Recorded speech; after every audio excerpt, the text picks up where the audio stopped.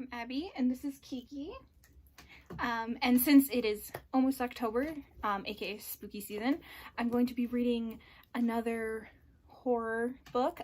This is Dark Water by Koji Suzuki. It's a horror anthology, and it is probably one of my favorite books of all time. I love this book. It's so well written and creepy, and the atmosphere is great.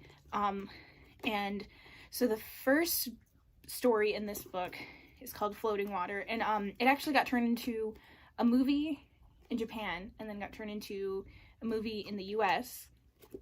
I haven't seen either, but I'm sure they're creepy. So I'm going to read a little bit of it.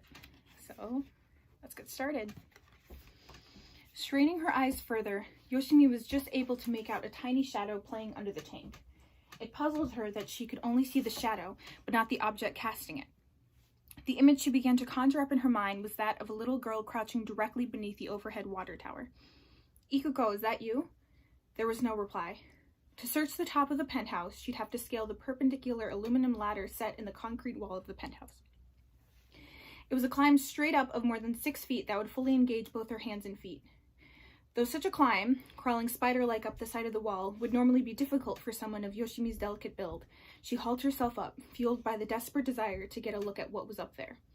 No more than halfway up, she looked down to gauge how far she had climbed. She spied a dark object lodged in the darkness of the drain that ran the length of the penthouse wall. It was just where it had been the night before, where she had swept it from Ikuko's grasp and caused it to roll away. Yoshimi's mind began to race in confusion. Something didn't fit. She was missing an essential point. It couldn't have been Ikuko. Her right foot almost missed the step as that realization came to her. It could not have been Ikuko who come up to the 7th floor in the elevator. Her daughter was too short to be able to reach the button for the 7th floor. A shiver ran down Yoshimi's spine. As she looked up, she saw the shadow gaining greater substance. There could be no doubt that someone or something was up there. She heard the joints in her legs crack from the strain. If it wasn't her daughter, who was it? Oh, that story is so good if you read the entire thing.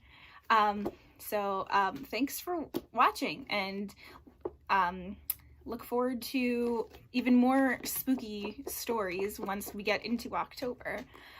So thanks for watching. Bye.